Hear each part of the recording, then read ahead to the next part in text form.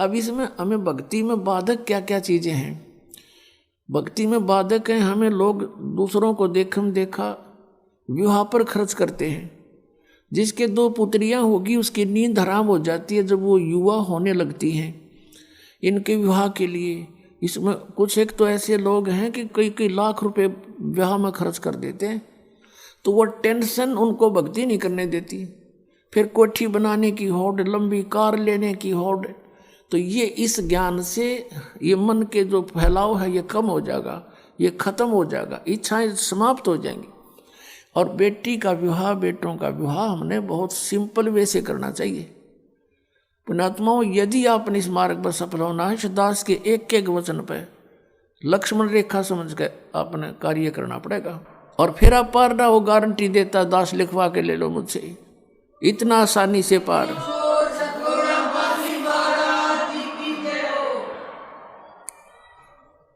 इन car कोठियान के सिर में मारेगा, सारी उम्र खो दी इन कोठी बनाने में, कार खरीदन में, और कल मृत्यु हो जा। गधा बना फिर कुत्ता बन के अंडे सैर से पट्टे करता। तो ये हमने ज्ञान नहीं था, हम देखा लाएंगे। अब बच्चा जो है बचपन से कोई बुराई नहीं करता, 90% बुराई या जो भी क्रियाएं हैं समाज से सीखता है।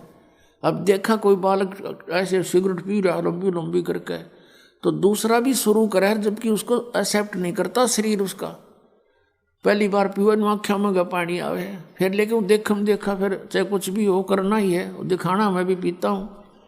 तो ये बकवादें छूट जाएंगी। हम सबसे पहले सब बुराई हटानी पड़ेंगी, फिर वो टेंशन खत्म हो जाएगी। जैसे मजदूर है बेचारा, अब वो काम कर रहा है, अब उसको टेंशन है कि 2 बेटियां ब्यानी हैं, कैसे करूँगा, उससे ये लाना है, उससे ये लाना, ऐसे करूँगा, कहाँ से पैसे लो।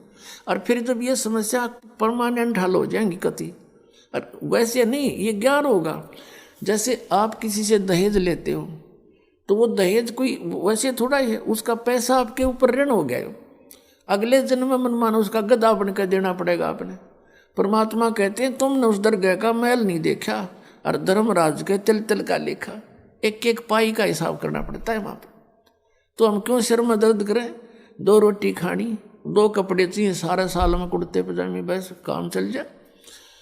तो इस प्रकार हमने इतना नॉर्मल होना पड़ेगा, ऊंच विचार रखा, भगवान में श्रद्धा बढ़ाए रखकर, फिर भी किसी वस्तु की आपको आवश्यकता होगी, भगवान दूर नहीं। जैसे कल आपको कथा सुनाई थी कि परमात्मा अनंत कोट ब्रह्मांड के स्वामी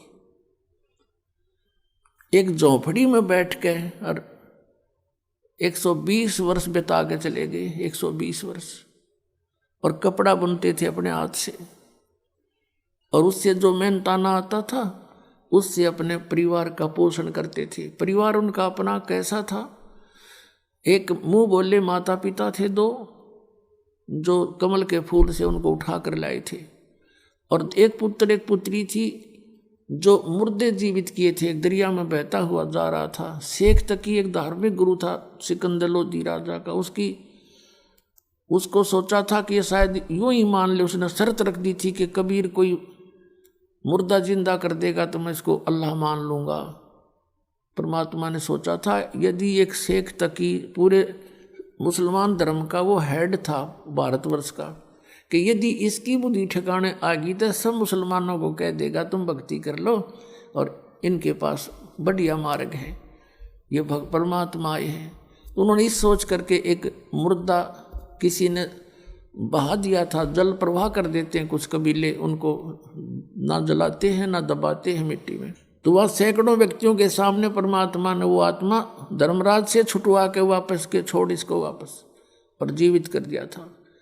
और वो बच्चा फिर 12-13 वर्ष की उम्र का था, वो कबीर साहब ने अपने साथ अपने पुत्र के रूप में रखा था। उसने आत्मा ने ज्ञान हो गया था कि हमारा पिता तो वास्तव में ये है।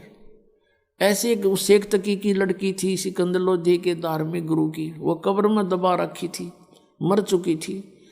उसको फिर उसने दूसरी शर्त ये रख दी कि मेरी लड़की ने जीवित कर दे तो मैं मान लूँ। वो लड़का तो सदमे में था, वो तो जीवित ही था, वैसे ही तुक्का लग गया इसका, जब जानो मेरी पुत्री जो काफ़ी दिनों से कब्र में दबी पड़ी है इसको जीवित कर दे।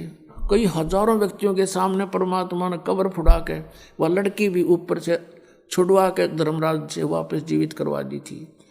जब वो बेटी सामने आके खड़ी हुई, परमपिता ने कहा जा बेटी तेरे पिता के साथ, शेख तकी के साथ। उस लड़की ने 1.5 घंटा प्रवचन किए थे कि ये जनता वालों ये परमात्मा आए हैं।